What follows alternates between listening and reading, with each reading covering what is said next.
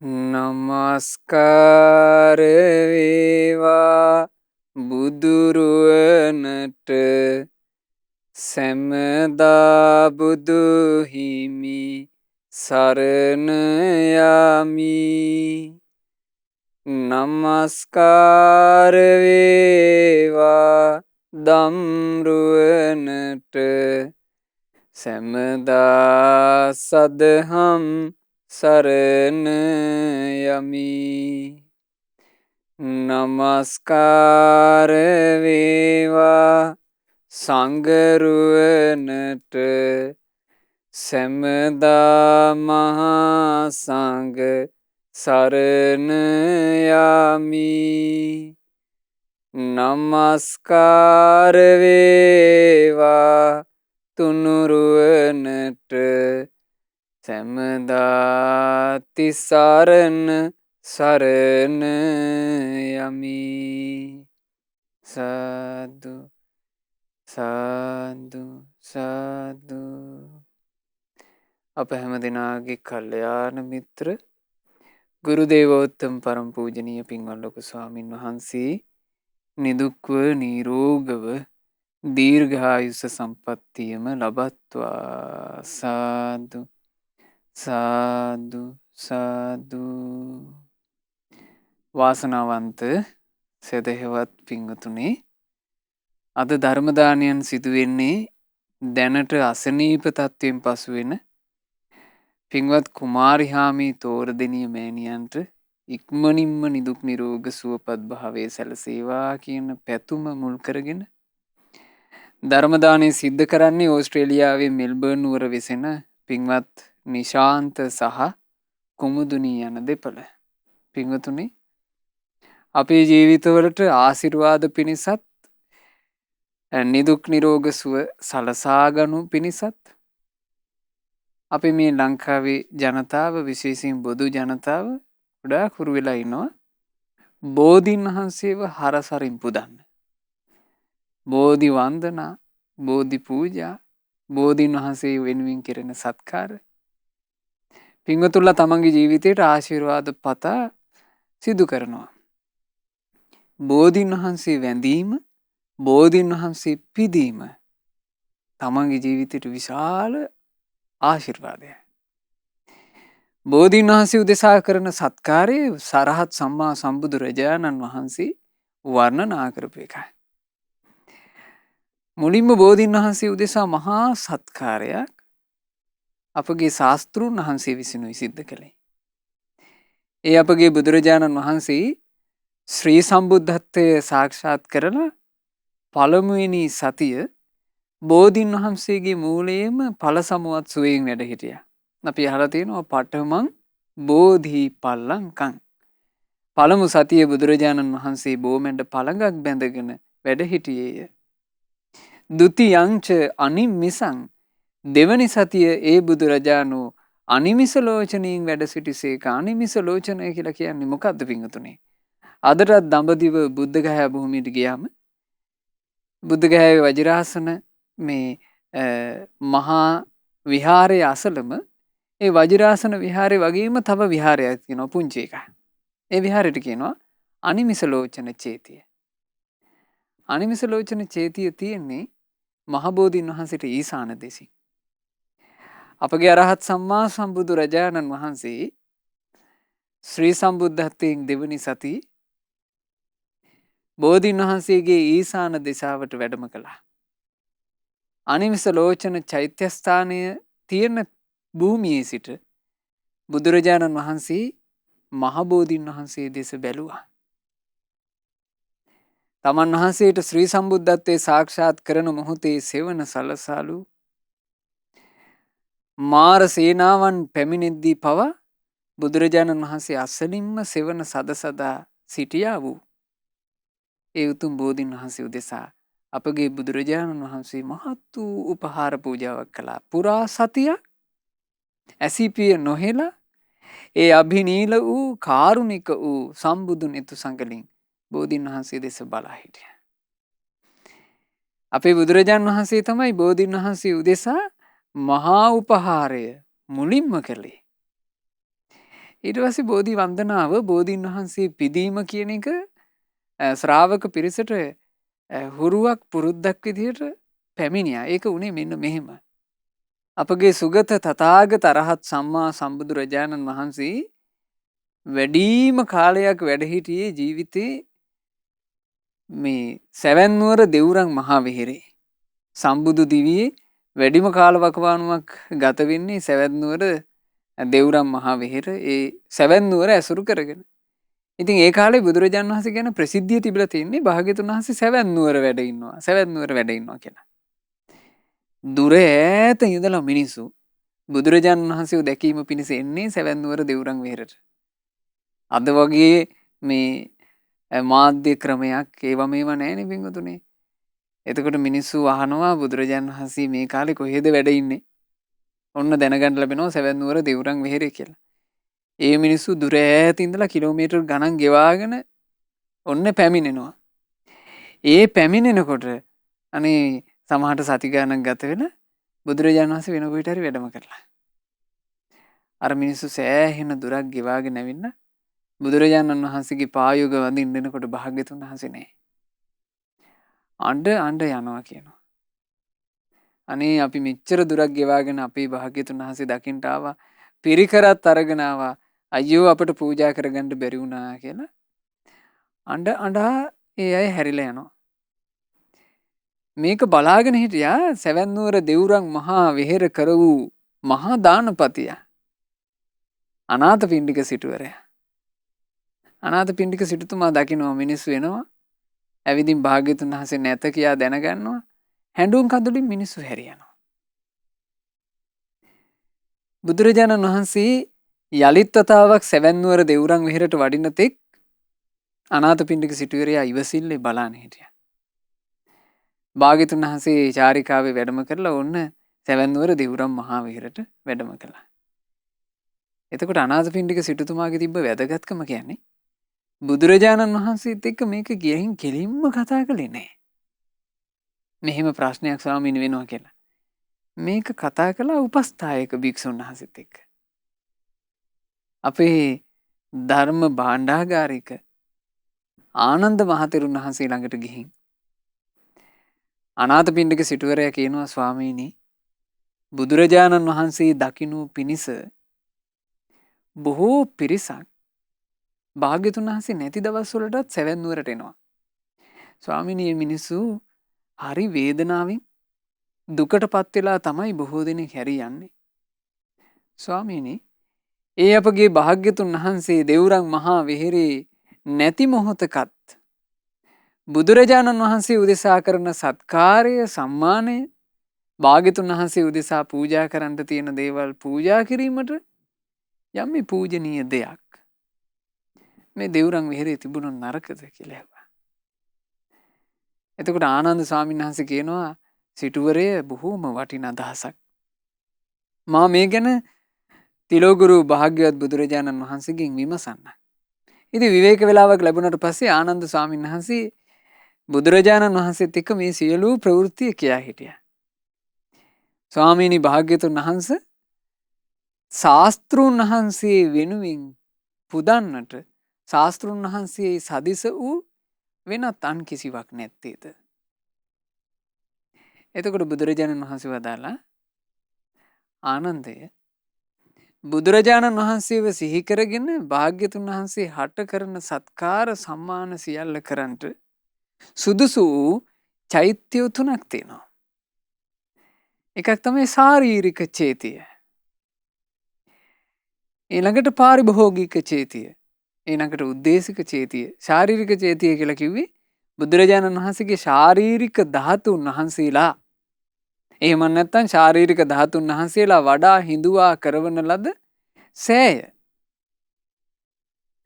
දැන් අපේ ලංකා භූමියේ ස්වර්ණමාලී මහා සෑරජානන් වහන්සේ වැඩ ඉන්න භාග්‍යතුන් වහන්සේගේ ද්‍රෝණයක් ශාරීරික ධාතුන් වහන්සේලා දරාගෙන බුදුරජාණන් වහන්සේගේ උතුම් අකුධාතුන් වහන්සේ දරාගෙන තූපාරාම මහා සෑරජානන් වහන්සේ වැඩ ඉන්නවා. බුදුරජාණන් වහන්සේගේ උතුම් ලලාට ධාතුන් වහන්සේ දරාගෙන සේරුවිල මංගල මහා සෑරජානන් වහන්සේ වැඩ ඉන්නවා. අපගේ භාග්‍යතුන් වහන්සේගේ ග්‍රීවාස්ති ධාතුන් වහන්සේ දරාගෙන කේශ ධාතුන් වහන්සේලා දරාගෙන මහියංගන මහා සෑරජන් වහන්සේ වැඩ ඉන්නවා. අපගේ බුදුරජාණන් වහන්සේගේ උතුම් ධාතුන් වහන්සේලා තැන්පත්ව මේ ලංකා භූමියේම කොයිතරම් ධාතු සෑය තියෙනවද? ඒ ධාතු සෑයත් භාග්‍යතුන් වහන්සේගේ ශාරීරික ධාතුන් වහන්සේලාත් ශාරීරික චේතිය. යම්කිසි ශ්‍රාවකයෙකුට බුදුරජාණන් වහන්සේ උදෙසා කරන සියලු සත්කාර කරන්නට ශාරීරික චේතිය සුදුසුයි. ඊළඟට පාරිභෝගික කියලා කිව්වේ භාග්‍යතුන් වහන්සේ පරිහරණය කරන ලද ශාස්ත්‍රූන් වහන්සේ පරිහරණය කරන ලද චේතිය යටතට බුදුරජාණන් වහන්සේගේ පාත්‍රා සිවුරු භාග්‍යතුන් වහන්සේ වෙනත් යමක් පරිහරණය කළා නම් ඒ පරිහරණය කරපු දේවල් අයිති. ඊළඟට මහබෝධීන් වහන්සේ බෝධි මූලය අයිති වෙන්නේ බෝරජාණන් වහන්සේ අයිති වෙන්නේ පාරිභෝගික චේතිය ගණයට. ඊළඟට බුදුරජාණන් වහන්සේ වදාළේ කුමක්ද? උද්දේශික. උද්දේශික කියලා කියන්නේ පින්වතුනේ උදෙසා බුදුරජාණන් වහන්සේ උදෙසා කරවන ලද. දැන් මේ යම් පිළිම වහන්සේලා වැඩ ඉන්නවා කියලා හිතමු. කිසිම ධාතුන් වහන්සේ නමක් තැන්පත් කරන්නේ නැතුව නිර්මාණය කරපු පිළිමයක් තියෙනවා. ඒ පිළිම එක්ක සිමෙන්තියෙන්, එක්ක ගල් වලින්, එක්ක මැටියෙන්, එක්ක වෙනත් මොන හරි දෙයකින් කළා කියලා හිතමු. හැබැයි ඒ බුදුරජුන් උදෙසා කරෝප එකයි. එතකොට ඒකට කියනවා උද්දේශික චේතිය.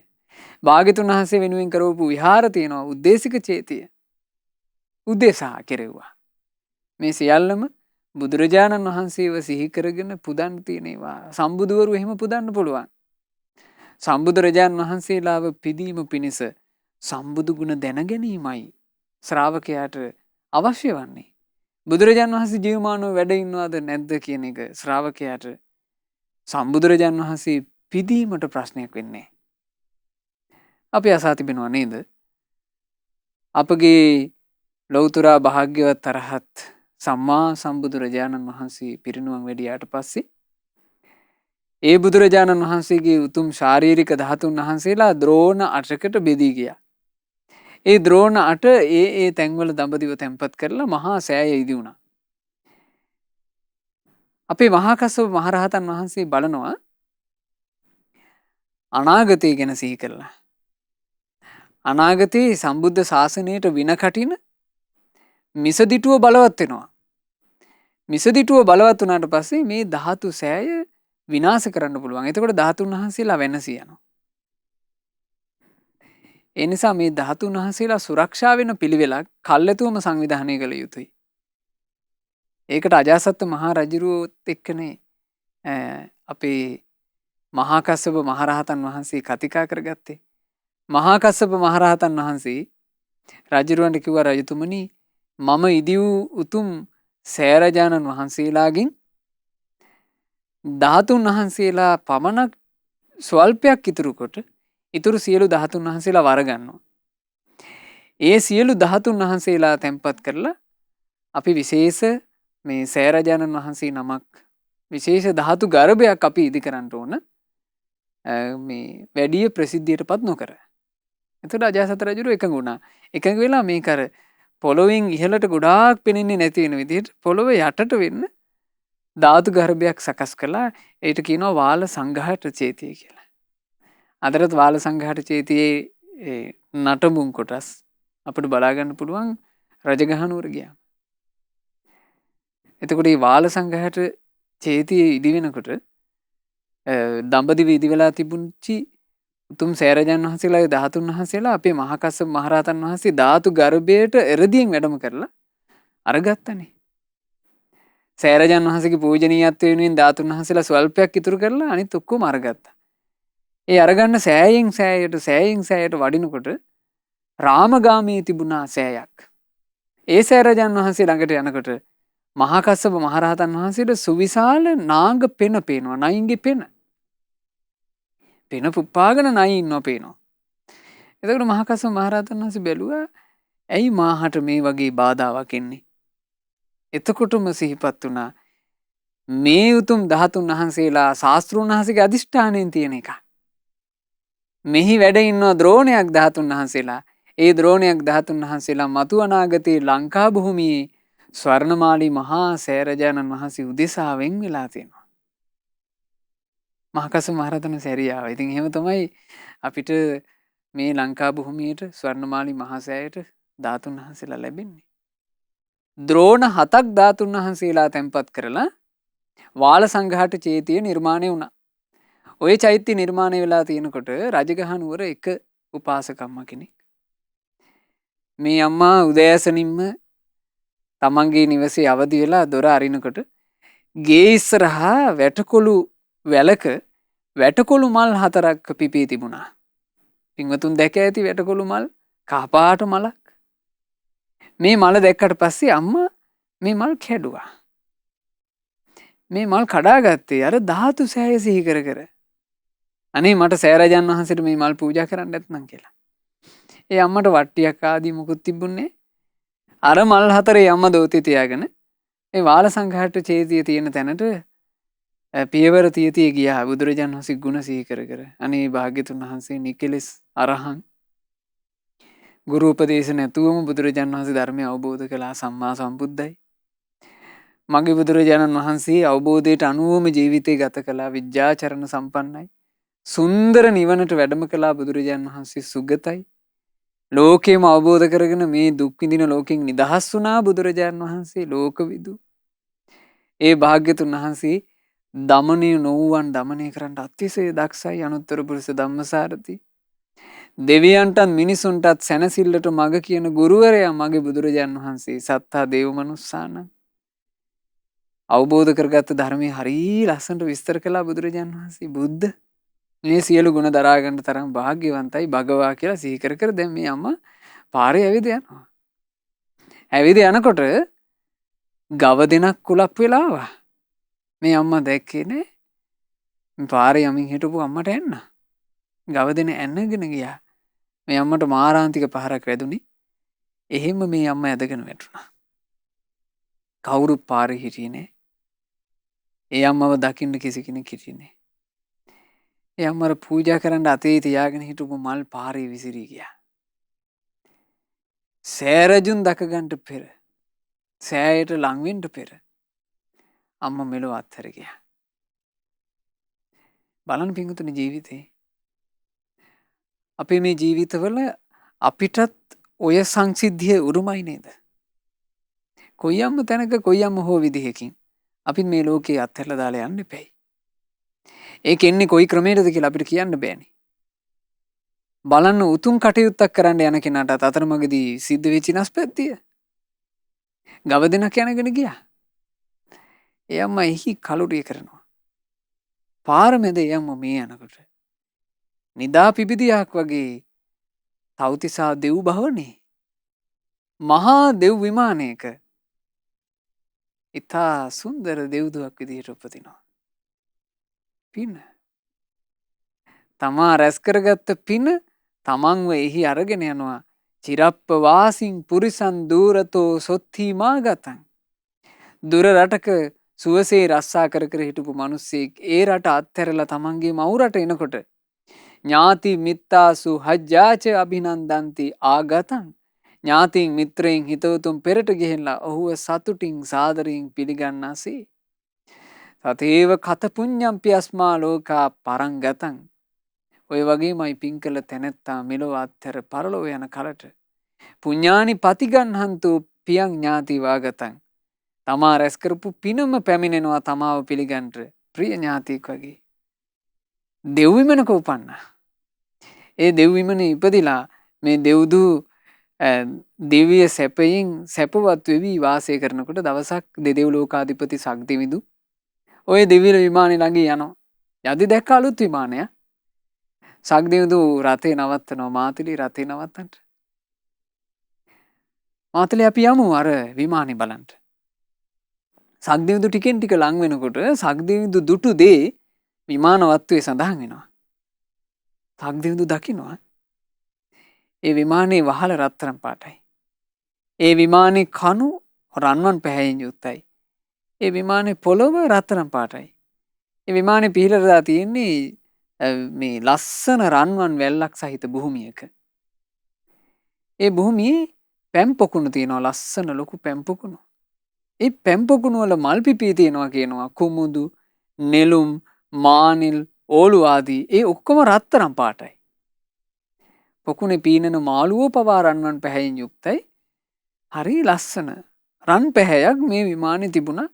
ඒ විමානේ නිකන් ඉර මණ්ඩල වගේ බැබලි තියෙනවා. සක්දියුදු ලං වුණා. ලං වෙනකොට මේන්න ඇතුළේ ඉඳලා දෙව්දුවක් එනවා හරි ලස්සනයි.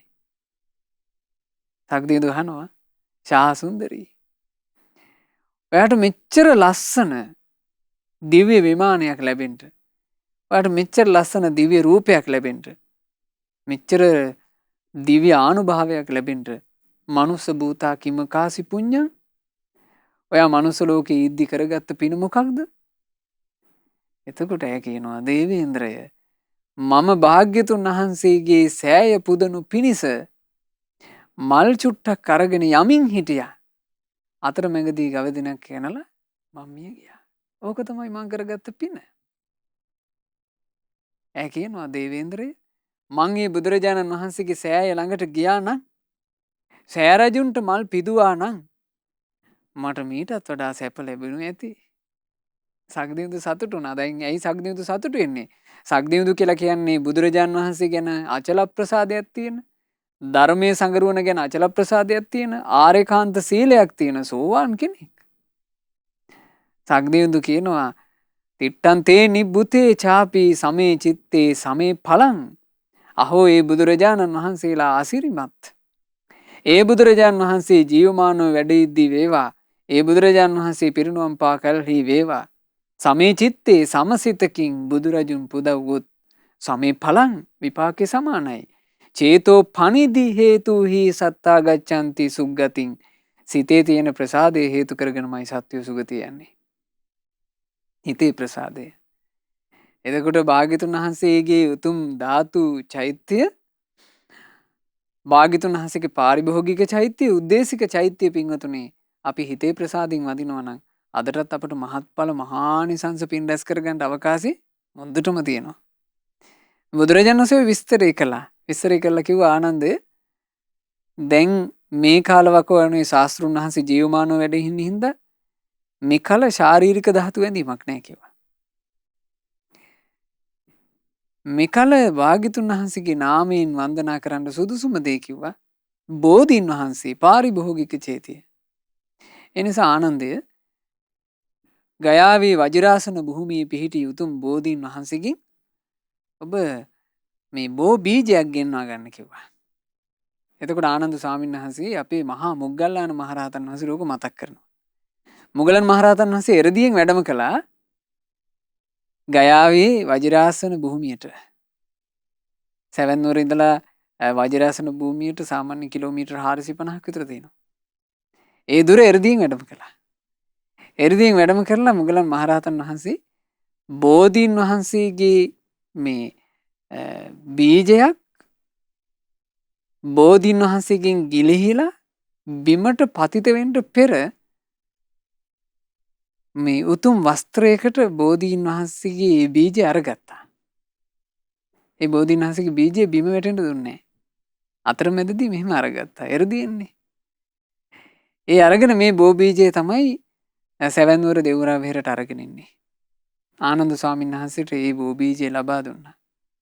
ඉතින් අපේ ලෞතර භාග්‍යවත් බුදුරජාණන් වහන්සේ, ආනන්ද මහතෙරුන් වහන්සේ, අනාථපිණ්ඩික සිටුවරයා, පසේ නදී කෝසල මහරජුරෝ, විසාකා මහා උපාසිකාවාදී මේ මහා සම්භාවනීය පිරිසක් ඒකරාශී වෙලා බෝධීන් වහන්සේ රෝපණය කරන මහා පිංකම බුදුරජාන් වහන්සේ වැඩ ඉන්න කාලෙම සිද්ධ වුණා. බෝධීන් වහන්සේ රෝපණය වුණා. බෝධීන් වහන්සේ රෝපණය වෙච්ච වෙලාවේ බුදුරජාණන් වහන්සේ විසින්ම මේ බෝධීන් වහන්සේගේ බෝ බීජයට පැන්වත් කරනවා. ඒ පැන්වත් කරපු මොහොතේ ශාස්ත්‍රුන් වහන්සේ එරදියක් කළා. යම් මේ බෝ බීජය බොහෝ කලක් ගොස් සුවිශාලව අතුපතර විහිදා වැඩෙනවාද, ඒ මොහොතේම ඒ ආකාරයෙන් බෝධීන් වහන්සේ සුවිශාලව අතුපතර විහිදා වැඩ හිටියා. පින්වතුනි අද ගියත් සැවැත් නුවර දෙවුරම් මහා විහෙරේ ආනන්ද බෝධීන් වහන්සේ වැඩ ඉන්නවා. ඒ ආනන්ද බෝධීන් වහන්සේ අතුපතර විහිදා වැඩ හිටියේ එදා බුදුරජාණන් වහන්සේ වැඩ ඉන්න තැනදිමයි. බලන්න ආශ්චර්ය මේ සම්බුද්ධ ශාසනය. ඉතින් බෝධීන් වහන්සේ එදා ඔවුන් ওই විදිහට රෝපණය වුණා. රෝපණය වුණාට පස්සේ ආනන්ද ස්වාමීන් වහන්සේ බුදුරජාණන් වහන්සේගෙන් ඉල්ලීමක් කරනවා, ස්වාමීනි භාග්‍යවතුන් වහන්සේ, ශාස්ත්‍රූන් වහන්සේ බොහෝ දෙනාට අනුකම්පා පිණිස මේ සැවැන්නුවර දෙව්රම් මහා වෙහෙරේ ඉදිවෙච්ච උතුම් බෝධීන් වහන්සේත් විශේෂයෙන් පරිභෝග කරන සේක්වා. ඉතින් බුදුරජාණන් වහන්සේ බෝධීන් වහන්සේගේ මූලයේත් සමවත් සුවයෙන් වැඩ හිටියා. ශාස්ත්‍රූන් වහන්සේ බෝධීන් වහන්සේ පරිභෝග කළා. පාරිභෝගික ඒ උතුම් බෝ රජාණන් වහන්සේව එදායින් පස්සේ බුදුරජාණන් වහන්සේ සදිස කොට සැවැන්නුවර දෙව්රම් විහෙරේ පිදුම් ලැබුවා. අදට ගියත් ඒ බෝධීන් වහන්සේ වැඩ ඉන්නවා. අපේ ලෞතර භාග්‍යවතුන් වහන්සේව සිහි කර කර දිවමන් මුනිදුන් වදිනවා වගේ අපිට බෝධීන් වහන්සේ වැඳ ගන්න පුළුවන්. බුදුරජාණන් වහන්සේ ශ්‍රී සම්බෝධිය සාක්ෂාත් කරන මොහොතේ සෙවණ දුන් ඒ උතුම් බෝධීන් වහන්සේගේ දක්ෂිණ ශාඛා බෝධීන් වහන්සේ අනුරාධපුරයේ උඩමළුවේ වැඩ ඉන්නවා. අදටත් අපිට ඒ බෝධීන් වහන්සේව මහත් වූ හරසරි වැඳ පුදා ගන්න අවස්ථාව තියෙනවා. බලන්න මේ අපිට මනුස්ස ජීවිතේ පිංගුතුනි පින් කර ගන්න ලැබිච්ච අවස්ථාව. ඒ පින් කර ගන්න ලද අවස්ථාවත් ඒ වගේම ශාස්ත්‍රූන් වහන්සේ පිදීමේ වටිනාකමක් දන්න නුවණැත්තෝ තමයි සෑය බෝධිය පුදමින් තමන්ගේ ජීවිතයට යහපත රැස් කරගන්නේ. බලන්න ආනන්ද ස්වාමීන් වහන්සේ එදා බෝධීන් වහන්සේව රෝපණය වෙච්චි දවසේ සිට බුදුරජාණන් වහන්සේ උදෙසා කෙරෙන වතපිළිවෙත් ඔක්කොම ඉවර කරලා බෝධීන් වහන්සේටත් වතපිළිවෙත් කරනවා. භාග්‍යවතුන් වහන්සේ දෙව්රම් මහ විහරේ වැඩ ඉන්නවා. බුදුරජාණන් වහන්සේ වෙනුවෙන් කෙරෙන්න ඕන සත්කාර සම්මාන ටික ඔක්කොම කරලා ආනන්ද ස්වාමීන් වහන්සේ හවස් කාලේ වැඩම කරනවා බෝධීන් වහන්සේ ළඟට. බෝධීන් වහන්සේ සමීපයේ සියලු සත්කාර සම්මාන ජීවමාන බුදුරජාණන් වහන්සේට කරනවා වගේ කළා. එතකොට භික්ෂුන් වහන්සේලාට මේක හරි අසිරිමත් දෙයක් වුණා. භික්ෂුන් වහන්සේලා කතා වෙනවා අනේ බලන්න ආශ්මතුනි අපේ ආනන්ද මහතෙරුන් වහන්සේගේ තියෙන ශාස්ත්‍රීය ගෞරවය බුදුරජාණන් වහන්සේටත් අපෝපස්ථාන සත්කාර සම්මාන කරලා ආනන්ද බෝධීන් වහන්සේ උදෙසාත් සියලු සත්කාර සම්මාන කරනවනේ. දැන් මේක කතා වෙවි ඉන්නවා. ඒ කතා වෙමින් ඉද්දී ලෞතර භාග්‍යවත් බුදුරජාණන් වහන්සේ ඒ ස්ථානයට වැඩම කළා. වැඩම කරනකොට භික්ෂුන් වහන්සේලා නිහඬ වුණා. බුදුරජාණන් වහන්සේ අහනවා මහණෙනි තථාගතයන් වහන්සේ වැඩම කරන්නට පෙර ඔබ මොන වගේ කතාවකින්ද පසු වුනේ? තථාගතයන් වහන්සේගේ වැඩම වීමෙන් ඔබේ කවරනම් කතාවක් අඩාලා වුණාද? මේ ස්වාමීනි භාග්‍යතුන් වහන්සේ අපි මේ කතිකා කරමින් හිටියේ අපේ ආනන්දතේ මහතෙරුන් වහන්සේට තියෙන ශාස්ත්‍රීය ගෞරවය ගැන. බුදුරජාණන් වහන්සේව සිහි කරගෙන බුදුරජාණන් වහන්සේ උදෙසා කරන සියලු සත්කාර බෝරජාණන් වහන්සේට කරන්න සුදුසුයි කියලා අහන්න ලැබිච්ච මොහොතේ පටන් ස්වාමීනි ශාස්ත්‍රූන් වහන්සේ වැඩ ඉද්දිත් බෝධීන් වහන්සේව මහා හරසරින් පුදනුවනේ අපේ ආනන්ද මහතෙරුන් වහන්සේ. මේක හරි ආශ්චර්යයි කියලායි ස්වාමීනි අපි කතා වෙවි හිටියේ. බුදුරජාණන් වහන්සේ මොහොතේ වදාලා මහණෙනි ආනන්දයන් ඔය විදිහට බෝධි පූජා සිද්ධ කළේ මේ ජීවිතේ විතර නෙවෙයි. පෙර අතීත ජීවිතවලත් මහා හරසරින් බෝධිය පිදුවා. ඒක ආනන්දයන් අතීතෙත් කරපු එකක් කිව්වා. එතකොට භික්ෂුන් වහන්සේලාට අහන්න ආස හිතුණා ඒ අතීත ප්‍රවෘත්තිය. අන්න මේ මොහොතේ බුදුරජාන් වහන්සේ වදාළ ජාතක කතාව තමයි කාලිංග බෝධි ජාතකය. ඈත අතීතයේ කලිංගු රටේ දන්ත නුවර කලිංගු කියලා රජ කෙනෙක් රාජ්‍ය විචාරමින් හිටියා. මේ කලිංගු රජුරවන්ට මහා කාලිංග චූල කාලිංග කියලා පුත්‍රයෝ දෙන්නෙක් හිටියා. කලිංගු රජුරවන්ගේ ඇවෑමෙන් මහා කාලිංග රාජ්‍යත්වයට පත් වුණා. මේ මහා කාලිංග රජුරවන්ට සමීපයෙන් ඉඳලා අර්ථයෙන් ධර්මයෙන් අනුශාසනා කිරීම පිණිස හොඳ නුවරැති අත්ත ධම්ම අනුශාසක කෙනෙක් හිටියා. ඒ තමයි අපේ මහ බෝධිසත්වයන් වහන්සේ. කාලිංග මහා රජුරුවන්ගේ පුරෝහිත බ්‍රාහ්මණය. මේ කාලිංග රජුරුව කියලා කියන්නේ සක්විති රාජ පරම්පරාවකින් පැවතගෙන එන රජ කෙනෙක්. ඒ නිසා සක්විත රජවරුන්ට තියෙන සුවිශේෂී රත්න ඒ රජුටත් තිබුණා. ඒ මොනවද සුවිශේෂී රත්න? විශේෂයෙන් තියෙනවා චක්‍ර රත්නය, ඊළඟට මණි රත්නය. මණි රත්නය කියලා කියන්නේ තමන්ම ආලෝකයේ විහිදුවන මණික. ඊළඟට හස්ති රත්නය, අහස් ගමන් පවා ඇති හස්තියෙක්. හස්ති රත්නයක්. මේ හස්ති රත්නය ඒ කාලේ කාලිංග රජුරුව තමන්ගේ ගමන් බිමන් වලට පාවිච්චි කළා. ඉතින් දවසක් මේ හස්ති රත්නේ නැගිලා පුරෝහිත බ්‍රාහ්මණයත් එක්කම කාලිංග රජුරුව අහස් ගමනකින් යමින් හිටියා.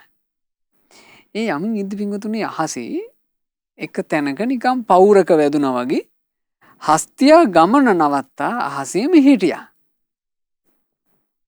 දැන් හස්තිය අතින් එහාට යන්නේ නැහැ. හේතුවක් හොයාගන්නත් බෑ. එතකොට කාලිංග රජුරුව කියනවා පුරෝහිත බ්‍රාහ්මණයට, "ඈ පුරෝහිත, කවදාවත් නොවුණු දෙයක් අද මේ වෙනවනේ. මේ හස්තියාගේ අහස් ගමන කවරදාකවත් වැළකුණේ නේ. මම මේ භූමියේ රජු. රජුවන මාගේ ගමන නවත්තන්න කිසි කෙනෙකුට හැකියාවකුත් නෑ. මේ කවරක් නිසාද පුරෝහිතය මගේ ගමන අහසේ නැවතුනේ? ඇයි මේ හස්තියාට ඉදිරියට යාගත නොහැක්කේ?" එතකොට කාලිංග රජුරුවන්ගේ පුරෝහිත බ්‍රාහ්මණය කියනවා, "රජතුමනි, මොහොතක් ඉවසනු මැනව. මම පොළොවට බැහැලා පොඩ්ඩක් පිරික්සා බලන්නම්. කුමක් කරණකටගෙනද, කුමක් හේතුවෙන්ද අපිට මේ ගමන යාගන්න බැරි?" එතකොට මේ පුරෝහිත බ්‍රාහ්මණතුමා පොළොවට බැහැලා බැලුවා. පොළොවට බැහැලා බලද්දී එක භූමි භාගයක් තියෙනවා. ඒ භූමි භාගය හරි සුවිශේෂයි. හරීම හිත පහන් වෙලා යන භූමියක්. මේ භූමියේ යම් මේ කුඩා පැලෑටි පවා දක්ෂිනාවර්තව කැරකිලා තියෙනවා. ඒක දැක්ක ගමන් මේ පුරෝහිත බ්‍රාහ්මණතුමාට එකපාර හිතට අදහසක් ආවා. මේ පුරෝහිත බ්‍රාහ්මණතුමා විදිහට ඉන්නේ බෝසත්වරයෙන්නේ. බෝසත්වරයෙක් නිසා හිතට යම් අදහසක් ආවා. අදහස ආපු ගමන් දෑත් නළලේ තියාගෙන වැන්දා. අහෝ, මේ මහා පුරුෂයන්ට අවබෝධය උදෙසා ඉඩ සලසනා භූමියයි. මේ ලෝකයේ පහළ වෙන්න මහා පුරුෂයෝ ශ්‍රී සම්බෝධිය සාක්ෂාත් කරන තැන මෙතනයි. එතකොට පින්වතුනි, මේ ස්ථානේ කුමක්ද? වජිරාසන භූමිය, බුද්ධ ගයාව. ඒ බුද්ධ ගයා භූමියේ බුදුවරු නැති කාලයක තිබ්බ විදිහක් මේ කියන්නේ. ඒ වජිරාසන භූමිය සම්බුදුවරුන් පරිභෝග කරන තැනක් නිසා ඒ සම්බුදුවරුන්ගේ මේ පරිභෝගයේ සිදුවෙන අතිශය පූජනීය තැනට උඩින් අර හස්ති ආනාවට යාගන්න බැරුව ගියා. ඒක ඒ රජුගේ තිබුණු විශේෂ පුණ්‍ය මහිමයක්. ඇයි මේ එන්නේ? සසර ගමනේ පෙරම් පුරාගෙන එන මහා ශ්‍රාවකෙක්නේ. මේ කාලිංග රජුරුව විදිහට ඇතා උඩ ඉන්නේ කවුද? ආනන්ද මහතෙරුන් වහන්සේ. හස්තිය උඩ ඉන්නවා මහා පින්වන්තයෙක්. ඒ පින්වන්තයන්ගේ ජීවිතවල සිද්ධි පින්වතුනේ හරි බුදුම සහගතයි. එතකොට අර දෑත් එකතු කරලා වැඳලා පුරෝහිත බ්‍රාහ්මණතුමා රජුට ඇහෙන්න කියනවා, "රජතුමනි, මේ ස්ථානයට උඩින් නම් හස්ති ආනාව මෙහෙවන්ට නොසිතනු මැනව. මේ ස්ථානය සම්බුදුවරුන්ගේ ජය භූමියයි. මේ ස්ථානයට ඉහළින් යන්න නොසිතනු මැනව" කිව්වා. රජුරන්ට ඒක හිතට හරි ගියේ නෑ. රජුරන්ට තේරුණේ නෑ මොකද්ද කිව්වේ කියලා. රජුරෝ පුරෝහිත බ්‍රාහ්මණතුමා කියපු එක අහන්න නැතුව හස්තියාව ඉදිරියට අරන් යන්න මෙහෙවන්න හැදුවා. "යාමන් පුතේ" කියලා. මෙහෙවනකොට ඒ හස්තියාට ඒක දරා ගන්න බැරුව ගියා. දැන් රජුරෝ කියනවා හස්තියට යමන් කියලා. මේ කීකරු හස්තියෙක්. හස්තියට ය아가න්න බෑ. හස්තියගේ හදවත නතර වුණා. අහසේදී මේ හස්තිය කාලක්‍රියා කරනවා. රජුගේ පුණ්‍ය අර්ධය නිසා අර හස්තියා මිය ගියත් බිම වැටෙන්නේ නැහැ. එතකොට පුරোহিত බ්‍රාහ්මණයා දැක්කා සිද්ධ වෙච්ච දේ. ඔහු පහළ ඉන්නේ. ඔහු රජුරණ කියනවා රජතුමනි. ඔබේ ඔය හස්ති යානාවේ ප්‍රාණය නිරුද්ධ වී තිබේ. එනිසා තවදුරටත් ඔය වෑයම නොකරනු මැන. රජතුමනි වෙනත් හස්ති යානයක් වෙනුවෙන් අධිෂ්ඨාන කරනු මැන. සක්විති රජුරු වෙනත් හස්ති යානාවක් අධිෂ්ඨාන කළා. ඒ මොහොතේම එසැනින් පෙරපසු නොවීම රජු ළඟට වෙනත් හස්තියෙක් පැමිණෙනවා. රජුරුව ඒ හස්තියාගේ පිටට ගොඩ වෙච්ච ගමන් රජුරෝ අර හස්ති යානාවෙන් ඉවත් වෙනවත් එක්කම අර හස්තියා පොළොවේ පතිත වුණා. ඒ සිද්ධ වෙච්ච මහා ප්‍රාතිහාර්ය දැකලා කාලිංග රජුරුවන්ගේ ගත නොමුඩහ ගැන්වුණා. එතකොට කාලිංග රජුරුව හස්ති යානාවෙන් පහළට බහිනවා. පහළට බැහැලා පුරোহিত බ්‍රාහ්මණය ළඟට ගිහින් කිව්වා පුරোহিত බ්‍රාහ්මණේ ඔබ මහා නුවණැත්තෙක්. ඔබ කිව් වචනය සත්‍යයක් වුණා. ඔබ සියල්ල දන්නා බුදු කෙනෙක්ද? ඔබද බුදු රජුන් කියලා ඇහුවා. දැන් බුද්ධ කියලා කිව්වට දන්නේ නැහනේ. ඔබද කියලා ඇහුවා බුදු රජුන්. එතකොට මේ පුරোহিত බ්‍රාහ්මණතුමා කියනවා දේවයිනි කාලිංග මහ රජුරුවනි බුදුවරු වනාහි අසම සම වූෝය.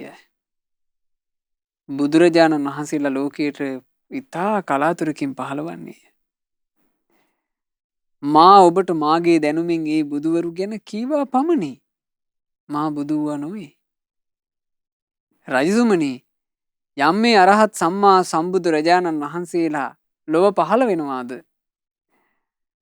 ලෝක සත්වයාට සිත සදන ඒ සම්බුදුරජාණන් වහන්සේලාට ජයග්‍රහණය අත්පත් කොට දෙන භූමිය මෙන්න මෙතනයි.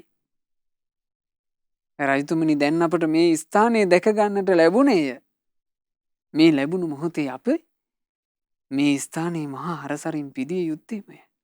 මේක අපට මුණ ගැහිච්චි දුර්ලභ ලාභයක් කියලා මේ පුරোহিত බ්‍රාහ්මණතුමා බුදු ගුණ කිව්වා. ඒ අරහත් සම්මා සම්බුදුරජාණන් වහන්සේලා කියලා කියන්නේ කෙලෙස් සහිත ලෝ සතුන් අතරේ නිකලෙස් සිත් දරාගෙන වැඩ ඉන්න උත්තමයෝ. බුදුරජාණන් වහන්සේලා රාගය සහ මුලින්ම වනසනවා. ද්වේෂය සහ මුලින්ම වනසනවා. මෝහය සහ මුලින්ම වනසනවා. සිතට සතුරුකම් කරන රාග ද්වේෂ මෝහ සහ මුලින්ම වනස නිකලෙස් සිත් දරා වැඩ සිටින්නේ සම්මා සම්බුදුවරු. ඒ සම්බුදුරජාණන් වහන්සේලා ගුරුවරයෙකුගේ උපදෙස් නැතුවම රජතුමනි සියල්ල අවබෝධ කරනවා. ගුරුවරයෙකුගේ උපදෙස් නැතුව සම්භූ ඥාණයෙන් අවබෝධ කරන හැකියාව තියෙන්නේ අරහත් සම්මා සම්බුදුරජාණන් වහන්සේටයි. ඒ බුදුරජාණන් වහන්සේ අවබෝධ කරගත්ත ධර්මයට අනුකූලවම තමන්ගේ ජීවිතය හසුරුවනවා. බුදුවරු විද්‍යාචරණ සම්පන්නයි. රජතුමනි ඒ සම්මා සම්බුදු රජාණන් වහන්සේලා මේ ලෝකයේ දුක්ඛංකටලු කිසිවක් නැති අතිශය සොඳුරු තැනවන නිර්වාණ භූමියට වඩිනවා. තමන් වහන්සේම නිවන් මඟ සොයාගෙන තමන් වහන්සේ මේ නිවන් මඟ ප්‍රගුණ කරලා නිවනට වැඩම කරනවා. ඒ තමයි සම්මා සම්බුදුවරු. බලන්න මේ බෝසත්වරයෙකුට අර ඒ බුදුගුණ හිතට නැගී ආවා. බුදුරජාණන් වහන්සේ ගුණ එකින් එක පැහැදිලි කළා. ඒ පැහැදිලි කරනකොට අර කාලිංග රජුරු හරි පැහැදීමෙන් ඒ අහගෙන ඉන්නවා. පැහැදීමෙන් අහගෙන ඉඳලා තව තවත් සිත් ප්‍රසන්න භාවයට පත් වුණා. මේ සක්විති රජෙක්නේ. සක්විති රජුරෝ මේ මොහොතේම ආඥාවක් නිකුත් කරනවා. සක්විති රජුරුන්ගේ ආඥාව කියලා කියන්නේ පින්වතුනේ ඒක යම් එරදිහක් එක කලවම් වෙච්ච එක. ඒක අදාළ සේවකයන්ට දැනෙනවා. දැන් මේ මොහොතේම මේ ස්ථානයේ පිදීමට මල් රැගෙන සේවකයෝ පැමිණෙන්න කියලා.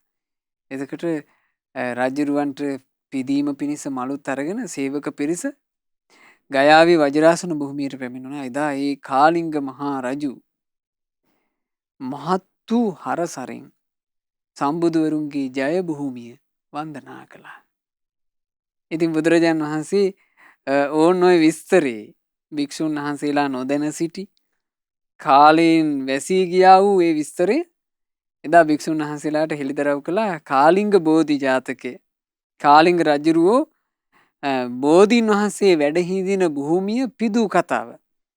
එතකොට මේ උතුම් ජාතක පුවත අවසන් වෙන්නේ කාලිංග බෝධි රජුරෝ එදා ඔය විදිහට බෝධීන් වහන්සේ වැඩ ඉන්න ජය භූමිය හඳුනාගෙන තමන්ගේ ජීවිතය ඇති තාක්කල් ඒ බෝධීන් වහන්සේගේ භූමිය පිදුවා. ඒ පුදමින් වාසය කරපු කාලිංග බෝධි රජු කාලිංග රජු මරණින් මත්තේ දෙව්ලොවේ උපත ලැබුවා. බුදුරජාණන් වහන්සේ වදාලා ඒ කාලේ මහණෙනි කාලිංග රජුරෝ වී සිටියේ අන් කවුරුත් නෙවෙයි මේ ආනන්දයන්. එකලත් බෝධිය පිදුවා. කාලිංග රජුට අර්ථයෙන් ධර්මයෙන් අනුශාසනා කරපු පුරෝහිත බ්‍රාහ්මණයා වුණේ බෝධිසත්වයෝ වන මමයි කියලා. භාග්‍යතුන් වහන්සේ මේ ජාතක පුවත අවසන් කළේ. ඒ නිසා වින්වතුනි අපිට අපේ ජීවිතවලට මේ කෙටි කාලයකින් අහිමිලා යන ජීවිතයට ලැබිච්ච සරණ නම් පිහිට නම් සුළුපටු සරණක් පිහිටක් නෙවෙයි. පින්වතුනි අපිට තෙරුවන් සරණ යන්න ලැබුණා. අපට ශාරීරික ධාතුන් වහන්සේලා පාරිභෝගික ධාතුන් වහන්සේලා උද්දේශික ධාතුන් වහන්සේලා මේ සියලු ධාතුන් වහන්සේලා වැඳ පුදා ගන්නට ලැබුණා. මේවා අපට ලැබුණු සුළුපටු ලාභ නෙවෙයි. මේ ලාභ අඳුන ගන්න ඕන. අඳුනාගෙන ඒ ලාභයන් තුලින් තමන්ගේ ජීවිතයට තව තවත් රැකවරණයක් එකතු කර ගන්නට වෑයම් කරන්න ඕන. වටිනාකම අඳුනගත්තේ නැත්තම් වටිනාකම අඳුනා නොගත්ත කෙනාට තමන්ට මුණ ගැහිච්චි සම්පතින් තමන්ගේ ජීවිතයට ප්‍රයෝජනයක් ගන්න බැරුව යනවා. වටිනාකම අඳුනගත්ත කෙනාට ජීවිතයට මොනතරම් උවදුරු පැමුණෙනත් ඒ වටිනා දෙයින් ජීවිතයට යහපතක් එකතු කරගන්න පුළුවන් වෙනවා. ඒ ගැන තේරුම් ගන්න පුළුවන් බෝධීන් වහන්සේ මුල් කරගෙනම සිද්ධ වෙච්ච පුවතක් අපේ ලංකා භූමියේ වුණා. ලංකා භූමියේ අනුරාධපුරේ ඒ කාලවකවානු වෙනකොට ස්වර්ණමාලි මහා සෑරජානන් වහන්සේ තිදි වෙලා මහා බෝධීන් වහන්සේත් උඩමළුවේ වැඩ හිටියා. ඒ කාලේ මහලේ විදුරිදුනාවන් කියලා එක අමාත්‍යවරයෙක් හිටියා. මේ මහලේ විදුරිදුනාවන් හරි පහන් සිත් ඇති කෙනෙක්. රත්නත්‍රය කෙරෙහි හිත පැහැදී තිබුණු කෙනෙක්. කොච්චර ප්‍රසාදයට පත් වුණාද කියලා කියන්නේ මේ තෙරුවන මගේ කියලා තමයි පිදුවේ. තෙරුවන් කෙරෙහි අප්‍රමාණ ප්‍රසාදයෙන් ස්වර්ණමාලි මහා සෑරජානන් වහන්සේව ආමන්ත්‍රණය කළා මාගේ ආදර මුත්තණුවන් වහන්සේ කියලා. මහ බෝධීන් වහන්සේව ආමන්ත්‍රණය කළා මේ මාගේ ආදර පුතණුවන් වහන්සේ කියලා. එහෙම තමයි හරසරින් මේ පිදුවේ. කවදාවත් මහලේ විදුරිදුනාවන් රාජ උපස්ථානෙන් පස්සේ සෑය බෝධිය වඳින්නේ නැතුව ගෙදර යන්නේ නැහැ කියනවා. රාජ උපස්ථාන ඉවර කරලා රාජ මන්දිරේ ඉඳලා කෙලින්ම එනවා බෝධීන් වහන්සේ ළඟට. බෝධීන් වහන්සේ වැඳලා ඊළඟට එහෙම්ම එනවා ස්වර්ණමාලි මහා සෑ භූමියට. සෑ භූමියට පැමිණලා ඉතින් රාජකීය කෙනෙක්නේ අමාත්‍යවරයෙක්නේ. ඒ නිසා උඩමළුවටම ගිහිල්ලා වඳින්න පුළුවන් ඇති. සෑරජාන් වහන්සේ ළඟටම ගිහිල්ලා ඒ කාලේ වඳින්න අවසර තිබ්බේ පිංගුතුනේ සාමාන්‍යයෙන් රාජකුලයේ වගේ ඉසස් කුලයේ අයට ඊළඟට සංඝයාට විතරයි. අනිත් අය වැඳලා තියෙන්නේ පහළ මළුවේ, වැලි මළුවේ. මේ මහලේ විදුරිදනාවන් සෑරජුන් වඳින්න ලඟ වෙනකොට වැලි මළුවේ හරියේ යනකොට මේ වෙලාව සාමාන්‍ය හවස් වෙච්ච වෙලාවක් වෙන්නේ නැති. යම්කිසි සද්දයක් ඇහුණා. ඒ හඬට මහලේ විදුරිදුනාවන් හැරී බැලුවා. අනේ හැරී බලනකොට නොදැකිය යුත්තක් පේන්න තියෙනවා. සිවුරු දැරූ ස්ත්‍රියක් සහ සිවුරු දැරූ පුරුෂයෙක් මේ සෑ මළුවේ අසත් ධර්මයේ යෙදෙනවා. දැක්ක ගමන් මහා සංවේගයක් හටගත්තා. අහෝ මෙබන්දන්ගේ මේ නොමනා කටයුතු දකින මගේ හිතේ උතුම් සංඝරත්නය ගැන අංශු මාත්‍රවත් කිලුටක් හටගත්තොත් ඒක නම් මහා විනාශයක්. දැස් තිබූ නිසා මම මේවා අද දැක්කා. මට දැස් නොතිබුණා නම් හොඳා නොවේ කියලා ඒ වෙලාවේ ඇතිවෙච්ච සංවේගයට වැලි අහුරු දෙකක් මේ මතට අරගත්තා. ඇස් දෙක ඇරලා වැලි අහුරු දෙක ඇස් දෙක ඇතුළට දාගත්තා. ගහගෙන ඇස් පියලා මෙහෙම කර ගාන හඬින් ඇස් තද්දට මිරිකුවා. අර වැලි වලට ඇස් කැපුණා. දැස් යුග නොපෙනී ගියා. ඒක හරි පුදුම සහගතයි පින්වතුනි. මොකද අපි ජීවිතේ රැකිය යුතු දෙයක් ගැන කියනකොට අපි කියනවා ඇස් දෙක වගේ රකින්නවා කියලා අපි කියනවා. අපි රැකවරණයට ගන්න උපමාව ඕක නේද? මං ඇස් දෙක වගේ රකින්නම් කියනවා.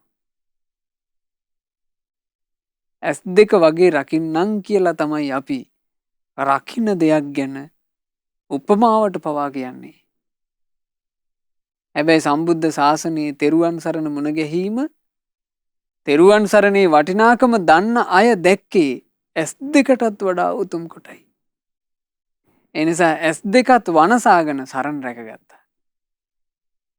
මට මේ දර්ශනය නිසා සඟරුවන ගැන අංශු මාත්‍රවත් හිත අපහදින්ට එපා.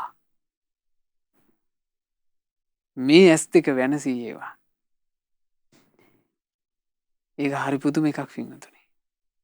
විස්මය ජනකයි. දැස් යුග අන්ධ වුණාට පස්සේ යන්න විදිහක් නැහැ. සෑ මළුවේම පැත්තකින් වාඩි වුණා. වාඩි වෙලා හිම හිටියා. අනේ එතකොට ගෙදර කට්ටිය බලන් එනවා. බලන් එනකොට ඇස් දෙක අන්ධ වෙලා. ඉතින් අඬලා දොඩලා එකතු කරගෙන ගිහින් තියෙන්නේ. එකතු කරගෙන ගිහිල්ලා ඇස් දෙකට යම් බෙහෙතක් කළා අර වේදනාව දුරු වෙන්න. නමුත් ඇස් පේන්නේ නැහැ. දැන් තමන්ගේ ගෙදර තමන්ගේ යහනේ හාන්සි වෙලා ඉන්නවා. හාන්සි වෙලා ඉද්දි පින්වතුනි ඒ කාලේ පින්වන්තයන්ට අර ඉෂ්ඨකාමී දෙවිවරු ළඟ ඉඳලා තියෙනවා. දැන් අපි අහලා තියෙනවනේ දුටුගැමුණු රජුරුවන්ගේ ඡත්‍රයේ දෙව්දුවක් හිටියයි කියලා. දැන් මේ මහලේ විදුරිදුනාවන්ගේ යහන අසල තිබුණා යන් ඡත්‍රයක්. ওই ඡත්‍රේ යක්ෂයෙක් තමයි අධිග්‍රහිතව හිටියේ. මේ යක්ෂයාට දැන් හරි දුකයි. මොකද මේ යක්ෂයා අඳුනනවනේ මේ මහලේ විදුරිදුනාවන්ගේ ගුණවත්කම. යක්ෂයා කියාපි තනියම ඉන්න වෙලාවේ විදුරිදුනාවන් උන් කරපු පව් උන්ට ඔබ වහන්සේ මොකටනම් ඇස් අඳ කරගත්තද කියලා මේ යක්ෂයා කිව්වා. එතකොට මහලේ විදුරිදුනාවන් අහනවා කවුද උඹ? කිව්වා මම මේ ඔබේ මේ යහනට ඉහළින් තියෙන ඡත්‍රයේ අධිග්‍රහිතව ඉන්න යක්ෂයා මං. උඹ මේ කතාව කිව්වේ කාගෙන් දැනගෙනද? නෑ කවුරුත් දැනගන්න ඕන උන්නේ නෑ කිව්වා මං ඒක දැක්කයි කිව්වා. ඔබතුමාට වෙච්ච දේ මම දැක්කා කිව්වා. එතකොට මහලේ විදුරිදුනාවන් කියනවා ඒ කිලිටි සහගත දේ මං තව කෙනෙකුට කියන්නවත් කැමති නෑ.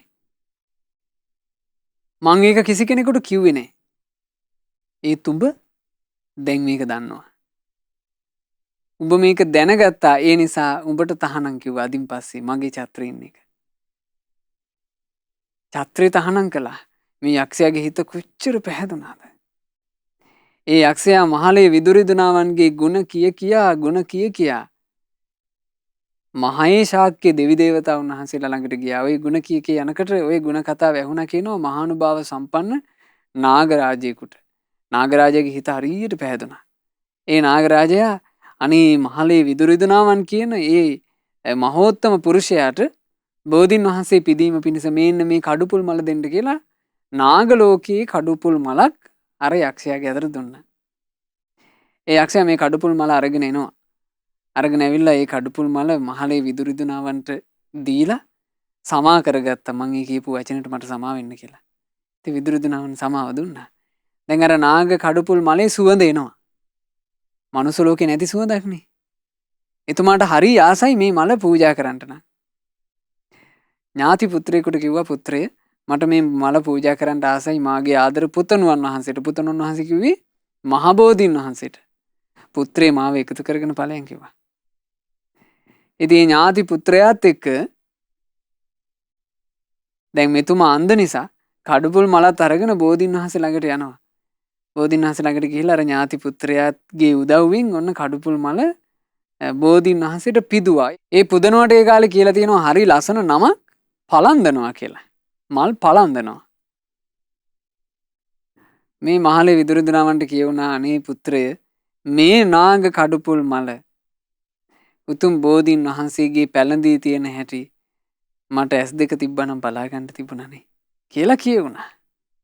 කියවෙනකොටම බෝධීන් වහන්සේගේ ආශිර්වාදය, බෝධීන් වහන්සේගේ අනුහස, බෝධීන් වහන්සේගේ ආනුභාවය ඔය අනුරාධපුර උඩමළුවේ බෝධීන් වහන්සේ අභියසති මහලේ විදුරුදුනාවන්ගේ අන්ධ වී ගියපු ඇස් යලි පෙනෙන්න පටන් ගත්තා. ඉතින් හරි බුදුම සාගතයි පින්වතුනි, ධර්ම ප්‍රදීපිකාව කියන උතුම් ග්‍රන්ථේ ගුරුළුගෝමි පඬිතුමා විසින් මේ සම්පාදනය කරපු ධර්ම ප්‍රදීපිකාව කියන උතුම් ග්‍රන්ථ රත්නය තමයි ওই කතා පුවත අන්තර්ගත වෙන්නේ. අපි ඉගෙන ගත්තේ අද කාලිංග බෝධි ජාතකේ. පින්වතුන්ලා තමන්ගේ ජීවිතේට නිතර ආශිර්වාද පතනවා බෝධීන් වහන්සේ පුදමින්. ඉතින් ඒ ආශිර්වාද පතන හැම මොහොතකම අද මේ ඉගෙන ගත්ත පුවත පින්වතුන්ලට සිහියට නැගෙවි. ඒක පින්වතුන්ලාගේ පින මහත්ඵල මහානිසර සංස කරගන්න පින්වතුන්ලට ඒකාන්ත කොට හේතු උපකාර වේවි. අපි මේ ධර්ම දේශනාව සිදු කොට ධර්ම දානමය වශයෙන් රැස් කළා වූ උදාරතර පින දැනට අසනීප තත්වයෙන් පසු වෙන පින්වත් කුමාරි හාමි තෝරදෙනිය මෑණියන්ට අනුමෝදන් වෙත්වා. මෑණියන් නිදුක් වෙත්වා, නිරෝග වෙත්වා, කායික පීඩා මානසික පීඩා දුරු වෙත්වා, කායික මානසික සැප සැහැල්ලුවම සැලසේවා.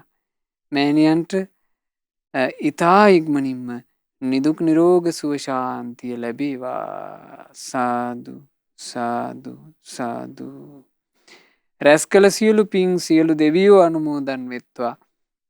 සක් දෙවිඳුන් සතරවරන් දෙවිවරුන් ප්‍රධාන කොට සදෙව්ලෝක වාසී සියලු දෙවිවරුත් අප හැම දෙනාගේ ඉෂ්ඨකාමී දෙවිවරුත් පින් අනුමෝදන්ව දෙවියෝ දෙව්සිරියෙන් වැඩෙත්වා.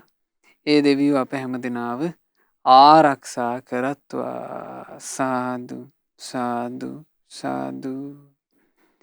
අපගේ ගුරු දේවෝත්තම පරම පූජනීය පින්වත් ලොකු ස්වාමීන් වහන්සේට පින් අනුමෝදන්ව නිදුක් නිරෝග සුවය ලබත්වා, දීර්ඝායුෂ ලබත්වා, ගෞතම සාසනයේ උතුම් වූ චතුරාර්ය සත්‍ය ධර්මය පරිපූර්ණ වශයෙන්ම අවබෝධ කර ගනිත්වා. සාදු සාදු සාදු.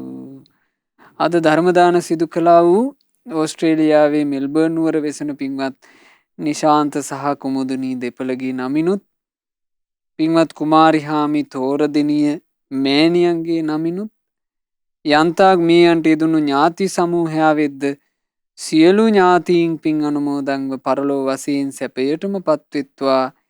ඒ මිය පරලෝ ගියපු සියලු ඥාතීන්ට, ගුරුවරුන්ට, පවුලේ සියලුම දෙනාට ඉක්මන් භවයකදීම සංසාර දුකින් නිදහස් වෙන්න වාසනාව ලැබෙත්වා කියන ප්‍රාර්ථනාවෙන් පින් අනුමෝදනා සිදු කරන්න.